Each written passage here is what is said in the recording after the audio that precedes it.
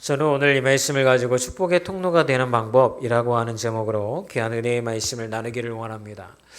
여러분들은 이미 오병이어에 관한 말씀은 평생토록 신앙생활하면서 수도 없이 들었을 것입니다. 떡 5개와 물고기 2마리 사건은 예수님께 말씀을 들으러 왔던 군중들의 배고픔을 해결해 주시었던 그런 사건이었죠. 근데 여러분, 이 말씀 들으면서 한 번도 이런 생각 해보진 않으셨습니까? 예수님께서 제자들에게 이렇게 말씀하십니다. 제자들이 예수님에게 찾아와서 예수님, 날이 저물어서 이 5천 명이 넘는 사람들의 배고픔을 느끼고 있는데 먹을 게 없습니다. 주변 마을로 흩어지게 하여서 각자 먹을 것을 해결하고 난 후에 다시 모이게 한 후에 말씀을 전하시면 어떻겠습니까? 라고 하는 이야기를 하죠. 그랬더니 예수님이 뭐라고 하냐면 너희들이 먹이라, 이렇게 얘기를 하십니다. 자, 예수님은 제자들에게 이 5천 명이 넘는 사람들을 먹일 수 있는 돈과 떡이 있을 것이다라고 계산하셔서, 생각하셔서 제자들에게 그렇게 하라고 하셨을까요? 아니면 그렇게 할 수 없는 걸 알면서도 제자들에게 그렇게 하라고 하셨을까요? 우리는 상식적으로 생각을 해보면 제자들에게는 그럴 돈도 없고 그럴 양식도 없다는 건 우리 이미 알고 있습니다. 아마 예수님도 알고 계셨을 것입니다. 그렇다고 한다면 예수님은 어떤 의도를 가지고 불가능한 일을 제자들에게 하라고 말씀하고 있다는 것입니다. 도대체 예수님의 의도는 무엇이었을까요? 불가능한 일이고 제자들이 할 수 없는 일인데도 불구하고 그렇게 하라고 한 이유가 분명히 있다라고 하는 거죠.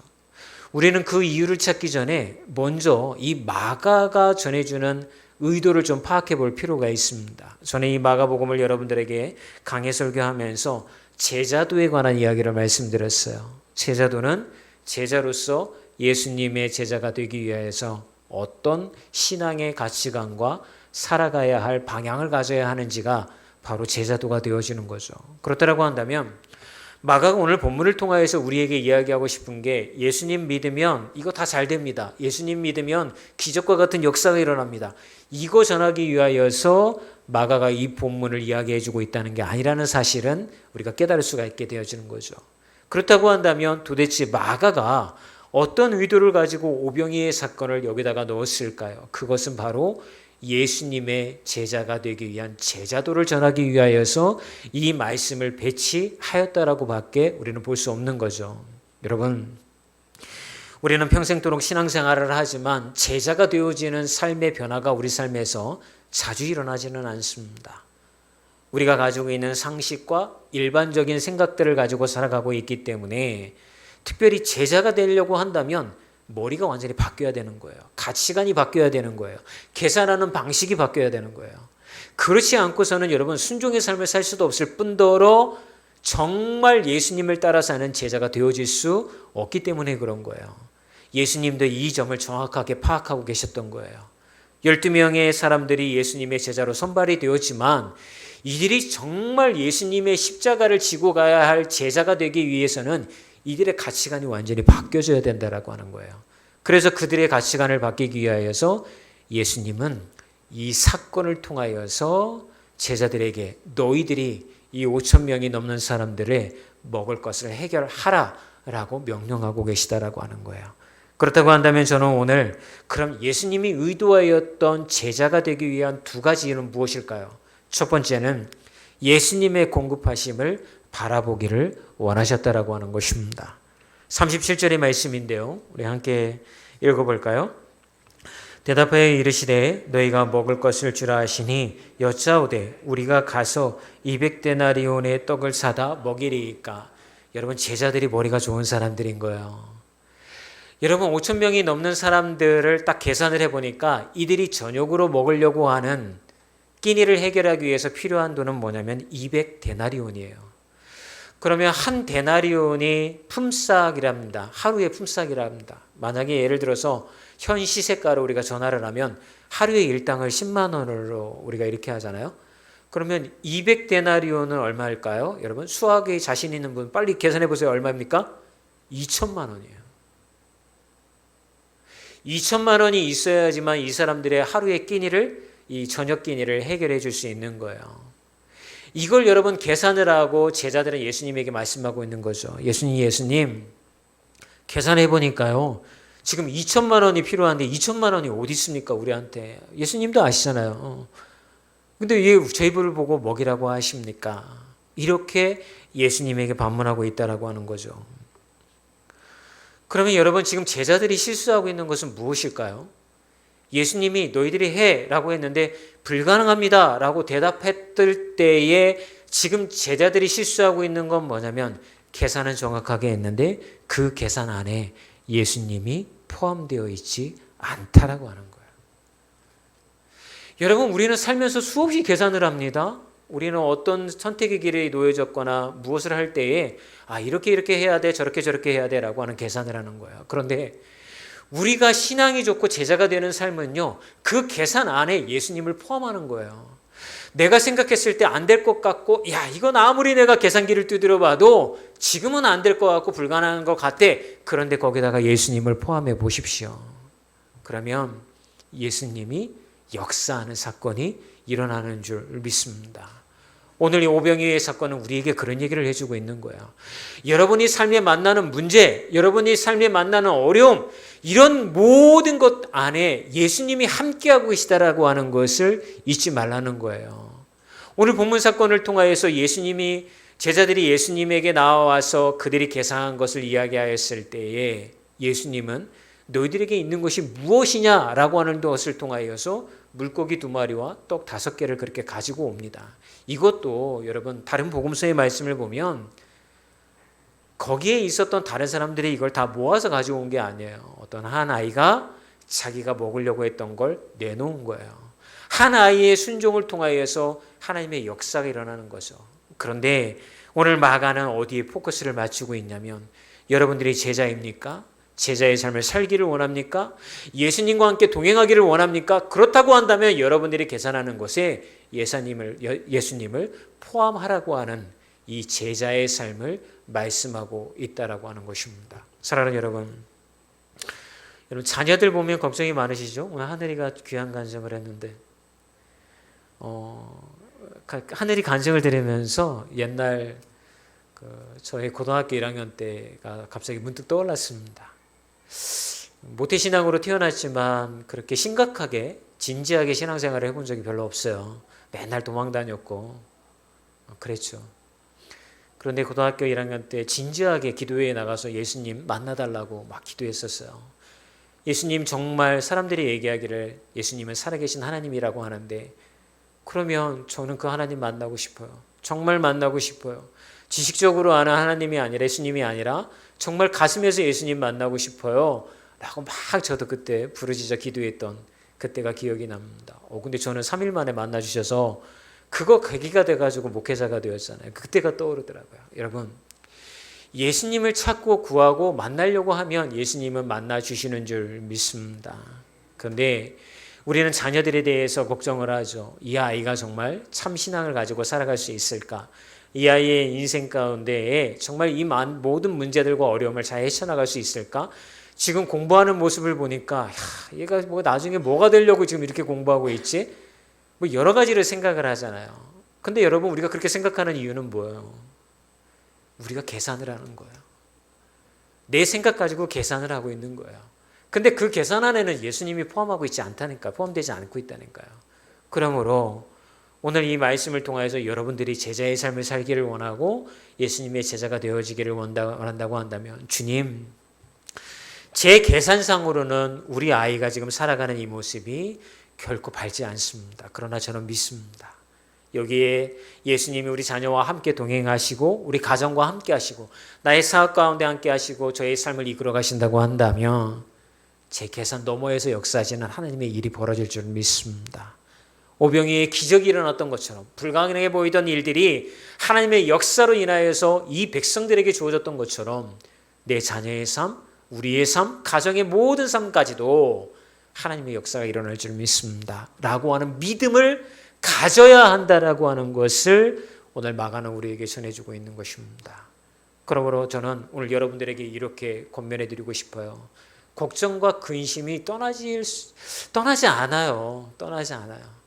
우리가 살아가는 동안 이 땅 가운데 어려움은 여러분 항상 우리와 함께 할 겁니다. 그런데 그 순간순간마다 걱정과 근심 가운데 머무르는 것이 아니라 분명히 제 계산의 범주 안에서는 걱정과 근심이지만 예수님이 이 계산 안으로 포함되어지면 여기에 소망이 있는 줄 믿습니다.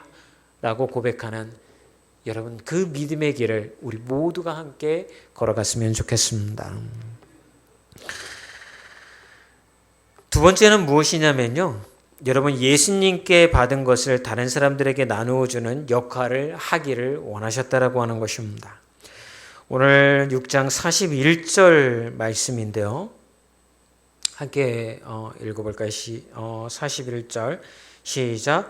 예수께서 떡 5개와 물고기 2마리를 가지사 하늘을 우러러 축사하시고 떡을 떼어 제자들에게 주어 사람들에게 나누어 주게 하시고 또 물고기 2마리도 모든 사람들에게 나누시매. 예수님께서 물고기 2마리와 떡 5개로 여러분 많은 그 양식을 이렇게 기적과 같은 역사를 일으키셨습니다. 그러면 이 사건의 주인공이 되려고 한다면 여러분 예수님이 그 떡을 나누어 주셔야 되지 않겠습니까? 야, 내가 이렇게 했더니 말이지 놀라운 이 역사가 일어나고 있어.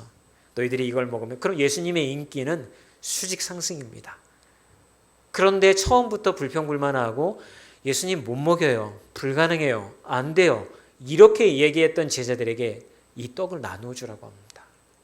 여기에도 예수님의 의도가 숨어 있는 거예요. 어떤 의도가 숨어 있을까요? 그것은 제자들을 축복의 통로로 만들기를 원하셨던 거예요. 여러분 우리 삶에도 주님께서는 우리가 가지고 있는 작은 것을 통하여서 하나님의 어떤 그 복을 세상 가운데 나눠주는 축복의 통로가 되어지기를 원하시는 줄 믿습니다. 근데 그러려고 할 때에 가장 우리의 행동을 막는 장애물은 무엇일까요? 예수님 가진 게 없어요. 이겁니다. 야, 너 저 옆 사람도 도와주고 주변에 어려운 사람도 도와주고 또 네가 시간을 투자를 하여서 저렇게 힘들어하는 사람과 시간을 보내고 뭐 이런 얘기를 예수님이 우리에게 감동으로 이제 오셔서 얘기해 주시잖아요. 그러면 첫 번째 우리의 반응이 뭐냐면 주님, 제가 가진 것도 없고 돈도 없고 시간도 없어요. 근데 어떻게 제가 저 사람 나부터 잘 돼야죠. 뭔가 저도 다른 사람들 보기에 좀 번듯하게 잘 되어서 그런 다음에 그 사람한테 가가지고서 야 말이지 예수님 믿었더니 말이지 내 삶이 이렇게 잘 되었잖아. 너도 예수님 열심히 믿어야 돼. 뭐 좀 이런 간증을 할 수 있는 삶이 좀 되었으면 좋겠는데 그게 우리로 하여금 그렇게 잘 되지 못했으니까 그렇게 못 사는 거예요. 막는 거예요. 자꾸 우리의 마음이. 그런데 오늘 제자들을 보게 되어지면 어떻게 합니까? 기적의 역사는 누가 일으키시는 거예요? 예수님이 일으키시는 거예요. 그리고 예수님은 제자들에게 부탁하시는 거죠. 내가 일으킨 이 기적의 역사를 이 떡과 물고기를 가지고 사람들에게 먹여라. 그런데 마지막에 놀라운 일들이 벌어집니다. 어떤 일이 벌어졌습니까? 42절, 43절, 44절 한번 보여줄 수 있으면 읽어볼까요? 시작. 다 배불리 먹고 남은 떡조각과 물고기를 12바구니 차게 거두었으며 떡을 먹은 남자는 5,000명이었더라. 여러분 제자들은 자기들이 먼저 먹지 않았어요. 예수님께서 떡을 나누어 주라고 하고 물고기를 나누어 주라고 했을 때 그들은 자신들도 배고프고 힘든 상황이었음에도 불구하고 자신들이 먹지 않았다고요. 제가 왜 이런 말씀을 드리냐면 오늘 6장의 30절의 말씀을 보면 사도들이 예수께 모여 자기들이 행한 것과 가르친 것을 낱낱이 고하니 이르시되 너희는 따로 한적한 곳에 가서 잠깐 쉬어라 하시니 이는 오고 가는 사람들이 많아서 음식 먹을 겨를도 없음이더라. 오병이의 기적을 일으키기 전에 제자들에게 전도와 사역을 맡겼다고요. 갔다 왔어요. 지쳐 있어요. 배고파요. 그렇게 음식 먹을 겨를도 없을 정도로 피곤한 상태예요. 그러고 난 다음에 오병이어의 기적이 일어났잖아요. 그러면 제가 만약에 예수님이라고 한다면 아마 제자들에게 이렇게 했을 거예요. 야, 너희들이 먼저 먹어. 너희들이 먼저 좀 먹은 다음에 힘을 얻은 다음에 그 다음에 사람들에게 먹을 걸 좀 나누어줘. 이게 이제 정상적인 순서일 거 아니에요. 그런데 예수님은 그렇게 하지 않으셨어요. 너희들은 힘들지만 먼저 나누어줘. 제자들은 나누어주면서 무슨 생각했을까요? 나도 배고픈데, 나도 힘든데 왜 먼저 이걸 사역을 하라고 하는 거지? 왜 이것부터 하라고 하는 거지? 아마 이런 생각도 했을 거예요. 그런데 아까 읽었던 42절과 43절에 보면 몇 광주리가 남았다고 그랬어요? 12광주리가 남았다고 말씀하고 있는 거예요. 사랑하는 여러분, 12제자, 12광주리. 예수님은 그렇게 예수님의 말씀에 순종하여서 그 사역을 감당하고 나누어 주었던 제자들의 숫자만큼 그 12광주리가 남는 충분한 역사를 남겨놓으셨던 거예요. 이건 우리에게 무슨 얘기를 하냐면, 주님, 나누고 싶어도 제가 가진 게 없어요. 시간도 없고 물질도 없고 아무것도 없어요. 봉사하고 싶어도 달란트도 없어요. 이렇게 불명하고 있는 사람들에게 그들이 순종하여서 그 길을 걸어가면 그들의 삶 가운데 어떤 일이 벌어진다고요? 그들이 충분히 먹고 배부를 수 있는 자기 몫의 광주리, 그게 남겨진다라고 하는 역사를 그 제자들뿐만이 아니라 우리에게 말씀하고 있다라고 하는 것입니다. 그러므로 여러분, 혹시 주님께서 여러분의 마음 가운데 누구를 섬기라고 한다든가 누구를 후원하라고 한다든가 그랬을 때 사단은 여러분의 마음, 어쩌면 사단이 아닐 수도 있어요. 이게 우리의 생각이죠. 나는 충분히 지금 내 맥시멈으로 이렇게 하고 있어. 나는 섬기고 있고 나는 지금 충분히 내 것을 나누고 있어 라고 하는 마음으로 인하여 그것을 멈추려고 한다고 한다면 우리가 바라봐야 할 것은 무엇입니까?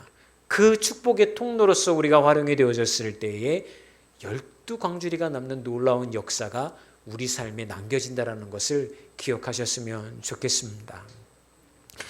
엘리야와 사르밧 과부의 이야기를 여러분들에게 드리기를 원합니다.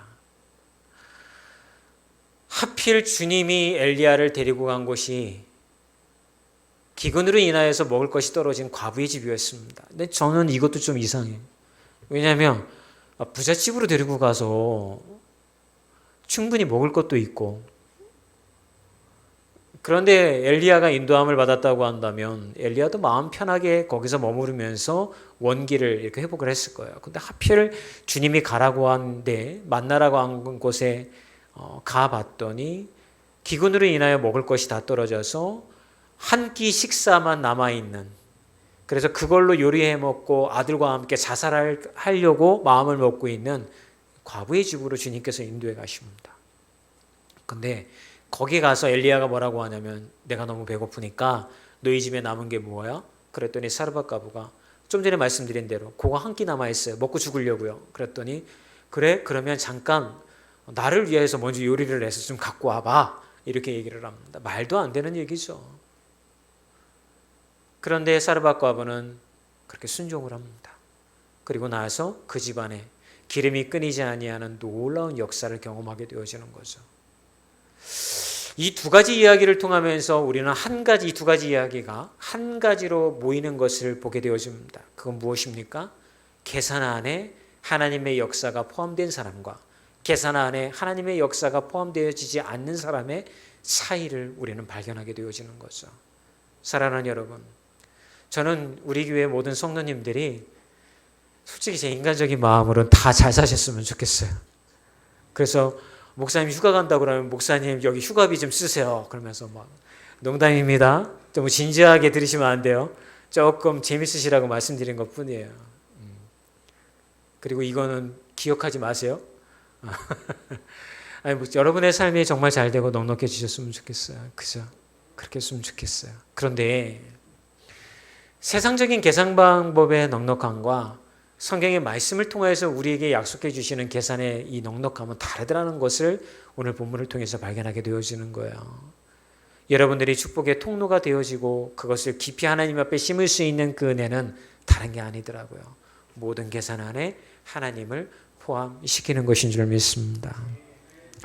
예전에도 말씀드렸는지 모르겠지만 어떤 집사님이 저에게 전화 걸어서 목사님 부흥회에 감사헌금 하고 싶은데요. 제가 가진 게 너무 없어요. 그래서 제가 현금 서비스 받아서 이렇게 감사 헌금을 주님께 드리고 싶어요. 그런데 목자한테 상의했더니 목자가 이야기하기를 그렇게 하는 거 아닙니다. 무슨 빚내서 무슨 그렇게 합니까? 라고 하는 조언을 받았다는 거예요. 그래서 저한테 이제 그 정답을 얻기 위해서 전화를 하신 거잖아요. 어떻게 하셨으면 좋겠어요? 아니, 그 목사님은 어떻게 하는 게 정답입니까? 라고 하는 걸 물으니까 제가 집사님 마음은 어떠신데요? 그랬더니 저는 정말 드리고 싶어요. 이거 내가 드려서 하나님 앞에 복 받기를 원해서 드리는 게 아니고요. 너무 감사하는 마음이 있어서 정말 드리고 싶어요. 그래요? 그러면 집사님 그렇게 하세요. 그렇게 하세요. 여러분, 우리 사람의 계산 안에서는 그렇게 하면 안 되죠. 뭐 예수님이 빚내서 헌금하면 기뻐하실까요? 안 해요. 기뻐하시지 않아요. 그렇게 하실 필요 없어요. 그런데 그 집사님은 마음이 너무 그렇기 때문에 드리고 싶었던 거예요. 그러면 그렇게 하세요. 그리고 나서 시간이 흘렀습니다. 나중에 제가 설교를 준비하다가 문득 그 집사님 그 이야기가 떠올랐습니다. 전화를 걸었습니다. 집사님 예전에 이런 일이 있었잖아요. 그래서 제가 궁금해요. 그 이후에 집사님 통장에 펑크가 나와서 삶이 더 어려워지셨던가요? 하고 제가 직설적으로 물었어요. 그랬더니 집사님이 막 웃으세요. 웃으시면서 목사님 그 이후에 하나님이요 더 풍성하게 저에게 해주셨어요. 여러분, 저는 이 이야기가 여러분의 마음 가운데 오해가 되어지지 않겠으면 좋겠어요. 야, 빚내서 헌금했더니 하나님이 더 채워주셨다더라. 그러니까 그렇게 헌금해야 된다. 이게 오늘 이야기의 포인트가 아닌 거예요. 그 마음을 주셨던 건 하나님이시잖아요. 그죠? 그러면 우리가 우리의 계산으로 그걸 하지 않았다는 거예요. 그 계산 안에 하나님의 역사를 기대하며 포함시켰던 거죠. 그리고 하나님은 정말 그분의 삶 가운데 그렇게 역사하셨던 거죠. 저는 이제 말씀을 마치기를 원합니다. 혹시 여러분의 삶 가운데 축복의 통로가 되고 넉넉한 삶을 살기를 원하신다고 한다면 여러분 계산 안에 예수님을 포함하십시오. 두 번째는 예수님께서 이미 여러분들에게 작은 것을 주신 게 있어요. 풍족하지 않지만 작은 걸 주신 거 있어요. 그러면 그것을 예수님 앞에 가지고 나오십시오. 주님, 제게 있는 거 이거밖에 되어지지 않지만 주님이 이것으로 주님의 명령에 순종하여서 함께 나누기를 원합니다. 그러면 12광주리에 우리 몫이 남을 줄 믿습니다.